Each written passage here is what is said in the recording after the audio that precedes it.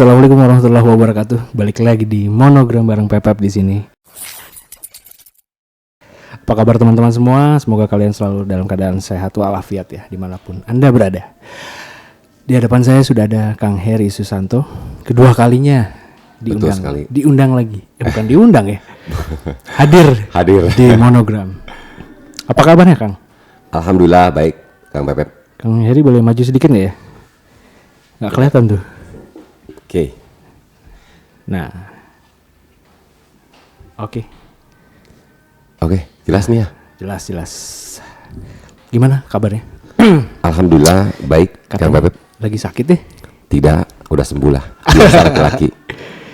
Oke, kalau gitu kita mau bahas lagi kasus Subang. Oke, siap, Kang Pepep. Tidak bosan-bosannya kita ngebahas itu sampai nanti akhir ya, Kang. Tentang ini yang rame dibicarakan oleh netizen. Ya. Netizen itu sering penggiringan opini, Kang, tentang sketsa, terutama yang baru dirilis bulan lalu ya kalau nggak salah ya, Kang ya. Ya. Itu ada yang mengatakan juga atau mengarah menyudutkan ke klien dari Bapak Tovan. Berhubung Bapak Tovan ya mungkin belum hadir di sini, jadi mungkin Kang Heri mungkin bisa mewakilkan. Sebetulnya bisa sih, karena memang saya juga sudah izin Ya? bisa menanggapi terkait hal itu sama beliau. Betul. Monggo silakan tanggapannya Kang Heri seperti apa. Jadi begini ya, sebetulnya menurut pendapat saya, apalagi memang ini setelah keluarannya sketsa dari Polda Jabar ya. Oke. Yang waktu itu sketsa juga yang memang kita ketahui kan dari nampak belakang dan samping. Betul. Memang kalau dilihat dari sisi kelajiman, ini tidak biasanya ya. Kalau sketsa biasanya apalagi terkait kasus biasanya kan kita lihatnya atau orang yang dicari biasanya kan itu dilihat dari depan. Ya. Tetapi menurut pendapat saya, yang pertama kita harus selalu berpikir positif ya. Yang kita harus garis bawahi bahwa keluaran sketsa dari Polda Jawa Barat itu menunjukkan bahwa pihak kepolisian dalam hal ini masih serius untuk menangani kasus yang terjadi di Subang ini yang mengakibatkan meninggalnya 2 perempuan ya. Yeah. Yaitu Ibu Tuti dan Amalia Mustika Ratu. Nah ini memang perlu digarisbawahi terlebih dahulu. Nah setelah itu kan ada opini-opini yang menurut pendapat saya sih sebetulnya memang digiringnya itu sendiri bukan dari netizen itu sendiri ya. Tapi kan juga banyak media yang memang mungkin menyampaikan hal itu. Tidak terlepas itu dari salah satu narasumber kan, yang waktu itu yang saya ketahui juga memang intinya dalam kasus yang terjadi di Jalan Cegek ini ada sebuah PH yang menyampaikan bahwa diduga bahwa sketsa ini lebih mirip kepada kliennya Pak Ahmad Taufan Sudirjo kan, seperti itu. Oh. Kan jadi kan seperti itu kan ya. Iya. Nah seperti itu. Jadi kenapa saya bahas dari awal dulu, karena memang terkait dengan adanya opini-opini yang miring di lapangan itu awalnya kan sumbernya dari situ.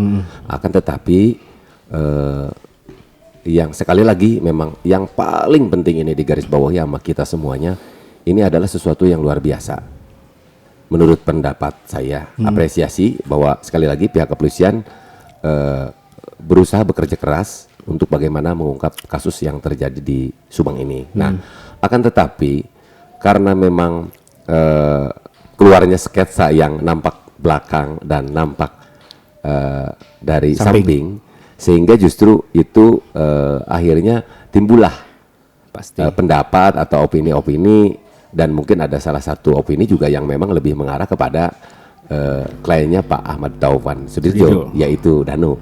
Nah, terkait hal ini saya juga sudah menyampaikan menanyakan bagaimana tanggapan dari Pak Ahmad Taufan Sudirjo terkait hal ini.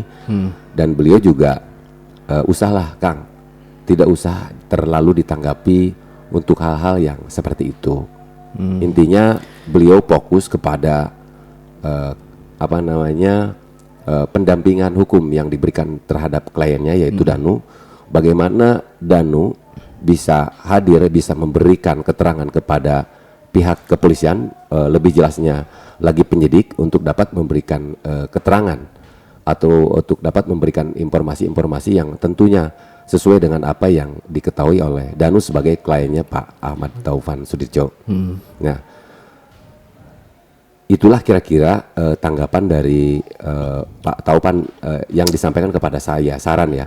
Jadi menurut pendapat saya sendiri bahwa apapun yang disampaikan atau berita-berita di luar, menurut pendapat saya secara pribadi juga, dan kita sebaiknya memang juga seluruh warga masyarakat juga sekarang itu masyarakat Indonesia, netizen itu udah pada pintar-pintar. Pastinya udah pada pintar. Betul sekali. Jadi dia itu sudah bisa menyimak ya, sudah bisa menilai seperti apa dan bagaimana. Ini ada hal yang menarik nih. Apa tuh? Contoh aja, pada tanggal 18 Agustus pada saat kejadian kan saya itu di sana itu saya tidak berbicara apa-apa ya. Ya. Maksudnya tidak berbicara pendapat atau opini saya atau bagaimana terkait kasus di sana, hanya liputan saja. Paling hanya ada obrolan-obrolan kecil aja dengan orang-orang yang warga. Atau misalkan waktu itu juga ada Kang Yoris misalkan, karena kebetulan kan saya sahabat ya, banyak ngobrol atau ini kan seperti itu. Nah tetapi netizen itu dari menit per menit, detik per detiknya tahu gitu loh, kira-kira isi videonya itu apa saja yang diberitakan, seperti apa, dia itu lebih detail daripada kita. Wong saya aja yang ngasih yang apa namanya mau memberikan informasi terkait hal itu tidak sedetil itu gitu loh. Tidak sedetil. Apa yang mereka temukan emang Kang? Ya intinya kan misalkan ada pembicaraan bagaimana, terkadang juga misalkan gestur orang juga sama netizen itu dibaca kan, akhirnya seperti itu kan. Yang akhirnya nih seluruh masyarakat Indonesia kan sangat banyak sekali ya, dengan berbagai disiplin keilmuan, dengan berbagai sudut pandang gitu kan, sehingga mereka juga menafsirkan sesuai dengan sudut pandang mereka masing-masing, kan seperti itu. Itulah Kang Pepep, seperti itu kira-kira. Dan mungkin kalau untuk saya ya, karena memang saya juga selalu berkomunikasi dengan Pak Taufan, beliau juga bisa dikatakan sebagai sahabat saya, dan beliau juga bisa dikatakan sebagai guru saya ya, terutama dalam bidang hukum. Jadi saya dari sisi apapun juga selalu melakukan koordinasi dengan beliau, baik hal itu maupun video-video yang saya akan upload. Tentunya saya minta pendapat dan saran juga dari beliau. Kang Heri selalu konsultasikan dengan Bang Taufan ya? Saya selalu konsultasikan hal apapun dengan beliau, dan saya juga banyak belajar lah dari beliau. Jadi pada dasarnya terkait opini-opini yang beredar di masyarakat itu tadi, kita tidak usah terlalu menanggapi lah. Kenapa? Alasannya karena kan selama ini sudah banyak saksi toh yang diperiksa oleh pihak kepolisian, khususnya penyidik ya. Ada berapa tuh Kang ya? Kalau tidak salah ada 60, kalau tidak salah ini ya, 69 atau 65 ya. 65 saksi. Iya, dan ini merupakan jumlah saksi terbesar mungkin kalau yang saya tahu selama dalam hidup saya nih, dalam sebuah kasus. Dalam sebuah kasus ini saksi paling terbanyak. Iya. Rekor berarti Kang. Rekor. Dan walaupun memang sebanyak itu juga kan kita ketahui bahwa tidak bisa, mungkin ya, saya kurang tahu juga nih. Tetapi mungkin ini mah faktanya di lapangan sampai saat ini kasus belum bisa terungkap juga. Intinya kan mungkin belum keterangan-keterangan yang diberikan itu belum menguatkan kepada pihak kepolisian, sehingga pihak kepolisian juga sampai saat ini kan belum bisa melakukan, ya merilis lah siapa pelaku yang menyebabkan kematian dua perempuan ini, seperti itu kira-kira. Jadi intinya Bang Taufan lebih memilih untuk meredam supaya tidak menanggapi omongan netizen ya. Betul sekali, karena itu tadi bahwa saksi-saksi dalam hal ini juga klien Pak Taufan sendiri, Danu, kan sudah memberikan keterangannya kepada pihak penyidik ya. Itu yang mungkin pada saat dilakukan pemeriksaan di BAP, baik di Polres Subang, waktu itu kan karena awalnya di Polres Subang dulu ya, dan juga kemarin di Polda Jawa Barat. Jadi keterangan-keterangan yang ditanyakan kepada Danu, dalam hal ini klien Pak Taufan, sudah diberikan, dan apapun yang disampaikan oleh Danu semuanya jelas lah. Jadi sudah ditandatangani oleh orang yang memberikan keterangan kan seperti itu. Jadi biarkan saja polisi untuk melakukan pendalaman terus seperti apa dan bagaimana. Karena kalau kita melihat nih ya, netizen menilai bahwa memang ada dua kubu kan seperti itu. Ya, dan ini seperti itu. Saat ini memang seperti itu, ada dua kubu ya. Dan tidak bisa dipungkiri kan, memang ini masyarakat menilai juga akan seperti itu ya. Ya. Tapi saya mempunyai keyakinan ya bahwa kalau menilai sih menurut saya sah-sah saja ya. Karena memang mungkin ini menjadi sesuatu yang menarik dan mudah-mudahan aja kita semua berdoa dan berharap mudah-mudahan kasus yang terjadi di Jalan Cagak ini cepat selesai. Amin. Dan mungkin jadi kalau misalkan terkait tadi netizen sudah melihat ada dua kubu, otomatis kan pasti ada dua sudut pandang nih ya. Dari versi ini seperti ini, versi seperti ini. Toh versi itu dan versi ini juga, ataupun mungkin analisa di sana sini juga tidak akan bisa menyelesaikan sebuah kasus toh. Ya kan. Jadi ya biarkan saja gitu kan. Kan memang menurut saya tidak akan berpengaruh terhadap apa-apa. Hanya mungkin kalau seandainya opini-opininya lebih mengarah kepada seorang dan menyudutkan kepada seseorang, itu mungkin besar dan kecilnya akan dapat merugikan seseorang itu tadi. Tapi karena kita mempunyai keyakinan, Pak Taufan juga sudah memiliki keyakinan bahwa seluruh masyarakat Indonesia itu sudah sangat pintar. Jadi digiring opini seperti apa dan bagaimanapun, Pak Taufan yakin masyarakat sudah lebih mengerti. Makanya beliau itu santai-santai saja ya. Gitu. Tapi apakah ini merupakan taktik dari PH yang menggiring opini itu? Kalau untuk persoalan dan taktik dan tidak, karena ini kan pertanyaan kepada saya, dan saya rasa pertanyaan yang harus lebih tepat menjawab terkait hal itu adalah tadi siapa maksudnya? PH. Ya maksudnya harus PH itu sendiri yang memang menjawab ya. Akan tetapi menurut pendapat saya ini adalah memang sesuatu yang ada kaitannya dengan karakter seseorang saja, ya kan? Jadi misalkan Pak Taufan saya lihat karakternya memang landai, kan seperti itu. Lebih kalem ya? Iya kalem seperti itu. Dan memang kita tidak bisa merubah karena itu hak seseorang gitu loh. Iya sih, betul. Nah seperti itu. Hak asasi manusia, dia mau seperti apa? Iya gitu kan seperti itu. Saya juga mungkin cara saya seperti ini. Ya memang itu karakter saya yang memang seperti itu. Dan saya juga sebenarnya lebih karena memang saya lebih banyak bareng dengan Pak Taufan ya. Jadi saya juga ingin belajar tentunya seperti beliau lah. Intinya dalam menyikapi sebuah persoalan itu memang kita itu harus ya saya belajar seperti beliau aja seperti itu. Berkepala dingin. Berkepala dingin. Jadi segala sesuatu diselesaikan dengan kepala dingin dan senyum tentunya. Apakah nanti akan ada pemanggilan lagi dengan Danu? Nah, kalau untuk ada pemanggilan ataupun tidak, sebetulnya saya belum bisa memastikan juga ya. Tetapi biasanya kalau misalkan ada pemanggilan wabil khusus nih kepada kliennya Pak Taufan, biasanya juga ada pemberitahuan sehari sebelumnya lah, sehari sebelumnya. Dan tentunya kalau misalkan nanti seperti itu juga kita juga akan memberitahukan kepada publik lah bahwa misalkan ada pemanggilan agar tujuannya masyarakat Indonesia pada khususnya juga dapat memantau kasus yang terjadi di Jalan Cagak ini. Yang tujuannya apa yang tadi juga saya sudah sampaikan bahwa tujuannya adalah akan lebih bagus apabila orang banyak mata yang melihat dan banyak kuping juga yang mendengar. Kenapa? Karena memang saya berpikir bahwa kasus yang terjadi di Jalan Cagak ini juga, karena memang kan kita tahu ya TKP-nya juga berada di dalam rumah. Yes, betul. Ya kan? Jadi mungkin sedikit orang yang melihat, ya kan? Nah, terus TKP-nya juga agak sedikit jauh dari tetangga-tetangga yang lainnya. Oh ya, agak sedikit berjarak ya. Iya, itu juga mungkin sedikit orang banyak yang mendengar.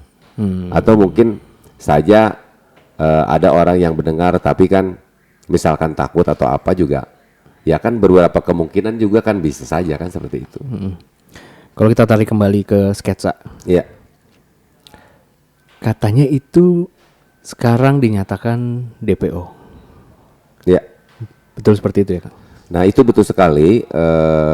Apa namanya? Saya juga mengutip dari salah satu media ya, yang kita juga tahu itu dari salah satu media nasional juga. Oke. Bahwa membenarkan Kombes Ibrahim Tompo yang sekarang. Oh, jadi sumbernya itu Iya. Kombes. Kan memang mungkin harus diketahui juga sama Kang Pepep juga ya, bahwa pada saat dulu perpindahan ke Polda Jawa Barat kan untuk Kabid Humasnya itu masih, kalau tidak salah masih yang dulu Pak Erdi Caniago. Oh iya Pak. Nah sekarang kan memang sudah ada rotasi mutasi dan itu biasa dilakukan di sebuah institusi ya untuk penyegaran. Dan kemarin juga membenarkan bahwa sketsa tersebut itu bisa dikatakan DPO. Dan saya juga malah berpikir bahwa kalau seandainya sketsa itu bisa dikatakan DPO, itu artinya tidak masuk kepada orang-orang yang selama ini sering dimintai keterangan atau saksi dalam kasus yang terjadi di Subang ini. Berarti itu salah satu alasan terpatahkan. Ya, saya berpikirnya seperti opini itu. Masyarakat ke Danu. Ya, opini masyarakat bukan hanya ke Danu saja ya, tetapi mungkin kepada seluruh saksi yang pernah dimintai keterangan baik di Polres Subang maupun di Polda Jawa Barat terkait kasus ini. Nah, akan tetapi ini juga perlu kita garis bawahi. Tetapi kan Kang Pepep ya, yang saya tahu bahwa yang namanya sebuah kasus itu pasti kan ada pelaku, ya kan? Ini kita bicara pelaku kan disampaikan oleh Polda juga terkait rilis itu adalah pelaku. Ya, betul. Ya kan? Kalau seandainya rilis di sketsa tersebut disampaikan oleh pihak Polda dalam hal ini yang mengeluarkan sketsa itu tadi dan membenarkan bahwa itu DPO, itu artinya kan berarti saya berpikir tidak ada di dalam saksi-saksi yang pernah dimintai keterangan. Kenapa alasannya? Karena saksi-saksi yang dimintai keterangan itu yang saya tahu tidak pernah ada yang mangkir untuk dapat memberikan keterangan kepada pihak kepolisian baik di Polres Subang maupun di Polda Jawa Barat. Jadi bukan DPO dong, karena mudah untuk dipanggil dan dihadirkan kembali. DPO, daftar pencarian orang. Betul sekali. Berarti buron. Buron. Berarti dia telah melakukan pelanggaran hukum di sebelumnya, sebelum kasus Subang berarti kan ya? Enggak. Maksudnya gini. Ini yang saya tangkap ya. Bahwa pihak Polda kan mengeluarkan sketsa terkait kasus yang ada di Subang. Ya kan? Dan sketsa itu menurut informasi yang saya terima juga didapat dari mana? Didapat dari saksi-saksi yang pernah dimintai keterangan terkait kasus yang terjadi di Subang ini. Sehingga pihak Polda dapat sedikit merilis gambar yang tadi dari tampak belakang dan tampak samping. Ya kan? Nah, tetapi kita juga kan waktu itu juga ada ya kepada masyarakat yang memang mengenal sesuai dengan ciri-cirinya yang seperti ini, ya kan? Yang akhirnya itu tadi yang Kang Pepep bicarakan, karena memang dari tampak belakang dan samping, sehingga kan kita tidak tahu nih. Bertanya-tanya, akhirnya menimbulkan sebuah opini yang salah itu tadi, kan begitu. Nah, tetapi sedikit juga nih saya sampaikan bahwa kita kan tadi bilang bahwa sketsa kalau ingin jelaskan dari depan, tapi kita tidak boleh berpikir yang tidak baik ya atau berpikir negatif ya. Mungkin saja pihak kepolisian juga melakukan strategi untuk hal ini. Saya yakin pihak kepolisian sudah tahu, tetapi ini tidak mempublikasikan dulu seperti apa agar pelaku itu tidak jumbawa gitu loh. Dan tidak kabur kali ya. Mungkin saja seperti itu kira-kira.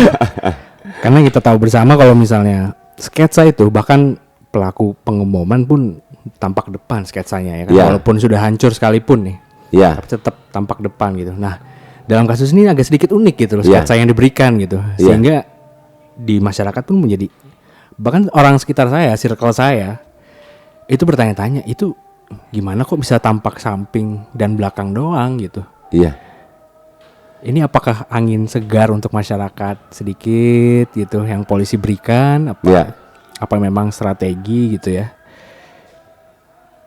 Bang Heri juga. Kalau menurut pendapat saya mah ya, saya tadi kan mempunyai keyakinan. Saya yakin ya Karena kepolisian negara kita itu sudah sangat profesional banget loh. Intinya kan dengan bidangnya masing-masing kan seperti itu. Nah, dalam hal ini ya jangankan pihak kepolisian. Wong saya aja yang dalam hal ini ikut mengawal kasus Subang dalam memberitakan berita terhadap masyarakat. Itu kan kita juga bisa memfilter ya. Iya. Mana sekiranya yang kita bisa berikan, mana yang enggak. Karena kita juga kan tidak ingin seolah kita mendahului pihak kepolisian gitu loh. Iya, iya. Jadi kita seperti itu. Nah, apalagi pihak kepolisian. Jadi dalam mengungkap kasus ini dengan profesionalisme yang dimiliki oleh dia terkait mengeluarkan sketsa juga, ya intinya ya itu tadi, lebih baik ada yang pertanyaan masyarakat gitu, tapi daripada merubah sebuah strategi untuk bagaimana pihak kepolisian juga cepat mengungkap kasus ini gitu. Berarti sudah diperhitungkan ya. Pastilah gitu kan. Dan tadi seperti yang ditanyakan oleh Kang Pepep, saya juga ingat lagi nih. Tadi pada dasarnya kan DPO. Terus katanya sebelumnya pernah melakukan kasus gitu kan? Ya. Nah, itu tadi saya sebenarnya mau jelaskan bahwa tidak dikatakan ada kaitan, tidak dikatakan bahwa pernah melakukan kasus sebelum ini atau tidak kan? Ini kita tertuju pada kasus yang terjadi di Subang.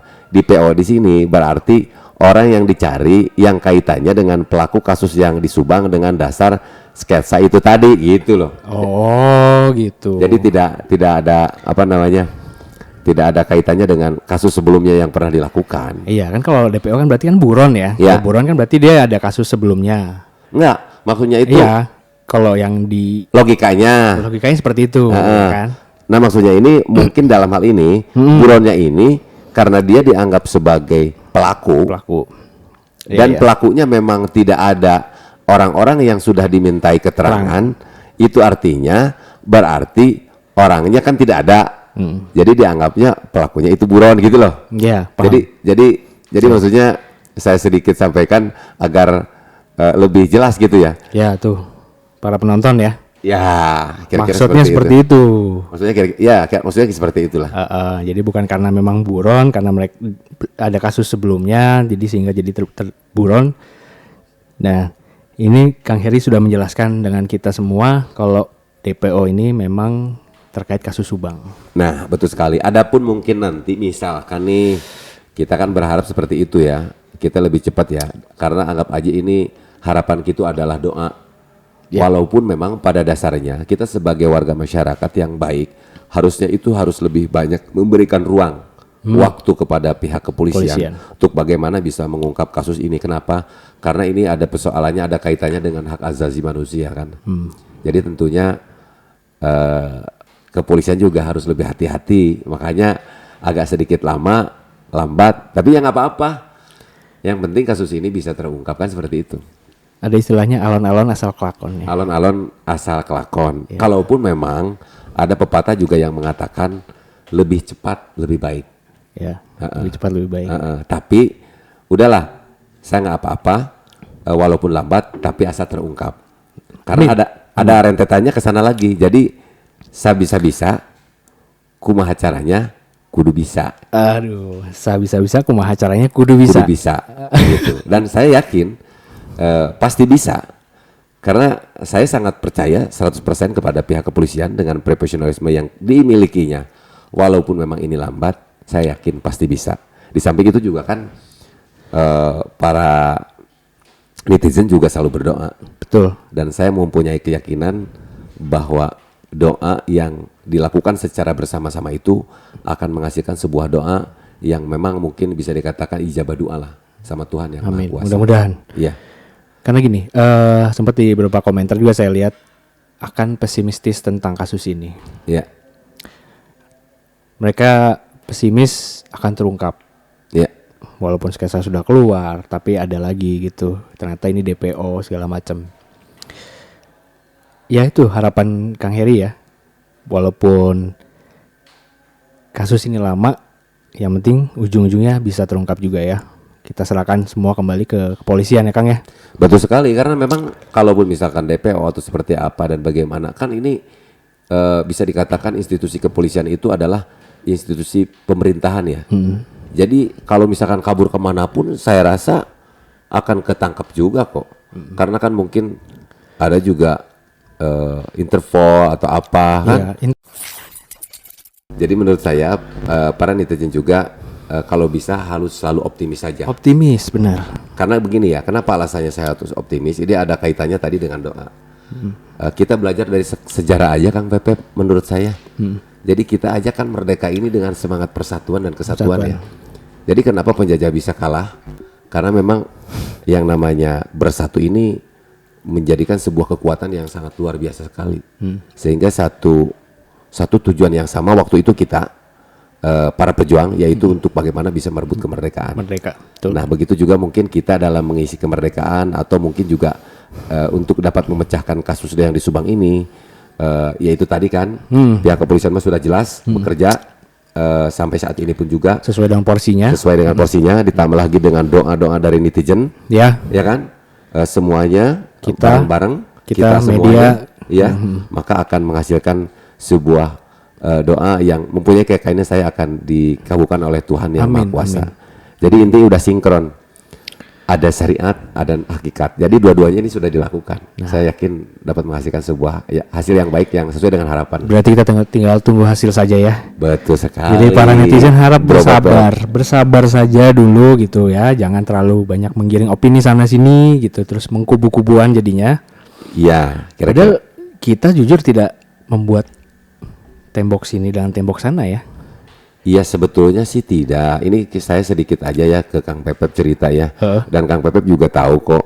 Pada saat dulu saya mendampingi mengawal kasus ini, saya kan dibantu oleh Walilis waktu itu untuk menyediakan pengacara. Waktu itu kan saya bukan Danu saja, bareng dengan Kang Yoris. Ya kan? Ya. Nah terus juga waktu saya memberikan sedikit lah dalam acara doa bersama maupun dalam acara 40 hari kan itu semuanya juga untuk almarhum, ya kan?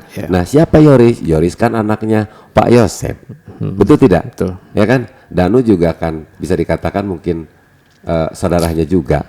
Jadi dalam hal ini sebetulnya saya merasa secara pribadi tidak ada kubu-kubuan, ya kan? Saya sama Kang Yoris saya sahabat, dan saya ini sedikit nih komentari nih terkait pindahnya Kang Yoris kepada PH yang sekarang, saya kan tidak persoalkan karena itu merupakan sesuatu yang biasa. Tapi hubungannya baik-baik saja. Saya hubungannya baik-baik saja dan saya yakin Kang Yoris juga maupun Pak Yosep juga tujuannya sama lah. Bagaimana supaya memang kasus yang terjadi di Subang ini bisa cepat terungkap. Itu kan? Betul. Jadi akan alangkah memang lebih bagusnya apabila netizen stop mengkubu-kubukan ya, karena tujuan kita sama. Ya, tujuan kita sama. Betul. Tetapi kalau netizen mau beranggapan seperti apa, karena saya juga tidak bisa mengendalikan karena tadi itu sesuai dengan cara pandang masing-masing ya, tidak apa-apa. Saya yakin netizen sudah lebih cerdas kok. Gitu. Tapi saya secara pribadi itu merupakan sesuatu yang luar biasa dan memang sudah sepatutnya yang namanya papa sama anak itu bersatu untuk bisa mengungkap kasus yang terjadi di Subang ini. Jadi kita jangan melihat dari sudut pandang yang negatif saja. Jadi kita itu harus selalu berpikir positif agar kita mendapatkan sesuatu yang positif juga. Gitu Kang Bro Pepep. Betul, karena aura positif itu bisa menular. Bisa menular. Iya. Seperti halnya saya dekat dengan Kisodo nih, karena dia banyak menghasilkan energi positif nih. Siapa tahu saya nanti banyak tertular oleh Kisodo nih gitu kan, energi positifnya gitu. Lagi tidur gitu kan. Jadi biar apabila ada energi negatif yang datang kepada saya dapat terpatahkan dengan kekuatan energi positif yang ada dalam tubuh saya. Betul. Begitu kata Kisodo saya. Jadi Kang Heri sekarang nih gurunya Kisodo nih ya. Gurunya Kisodo sekarang Kang Heri. Iya saya bilang sama lah. Kisodo juga bisa sebagai guru ya. Tentunya di dalam bidang keilmuan spiritual juga bisa. Intinya saya juga banyak belajar lah. Banyak belajar tentang berbagai keilmuan. Kenapa? Karena begini Bang Bro Pepep ya. Saya berpikir bahwa kita semua juga kan, saya yakin nih netizen juga ingin sukses, Bro Pepep juga ingin sukses. Betul, ya? pasti. Yang namanya kesuksesan itu adalah manakala kesiapan bertemu dengan kesempatan. Iya, seperti video kita sebelumnya ya. Betul sekali. Jadi kita itu mesti banyak belajar tentang berbagai macam keilmuan tentunya untuk dapat membambah skill, kemampuan kita untuk bagaimana kita nanti siap dikondisikan dalam segala apapun, situasi atau apapun. pekerjaan, situasi apapun, kira-kira seperti itu. Mantap. Kita nanti akan ketemu di Bandung mungkin ya Kang ya. Siap. Nanti kita ketemu di Bandung sambil kita refresh nih. Iya, kita pusing mikirin kerjaan mulu nih. Iya. Butuh liburan. Butuh hiburan ya. Biar tidak loading ya. Butuh hiburan. Ya udah, mungkin sekian video kali ini udah cukup lama sepertinya. Betul sekali. Dan mungkin kalian ambil sisi positifnya dari video ini. Iya. Jangan ditelan mentah-mentah. Iya. Apa yang positif kalian ambil, yang negatif dibuang jauh-jauh ya. Ya, kira-kira seperti itulah. Betul. Dan saya juga mohon maaf nih kepada para subscriber Bro Pepep nih. Apabila saya bicara dalam penyampaian ada bahasa yang kurang enak didengar atau mungkin tidak berkenaan dengan teman-teman semuanya, sedianya untuk bisa memaafkan saya karena memang itu karena kebodohan saya yang saya miliki. Seperti itu kira-kira. Iya, siap. Ya udah, mungkin sekian episode kali ini. Kang Heri dan Pepep undur diri. Siap. Assalamualaikum warahmatullahi wabarakatuh. Waalaikumsalam warahmatullahi wabarakatuh.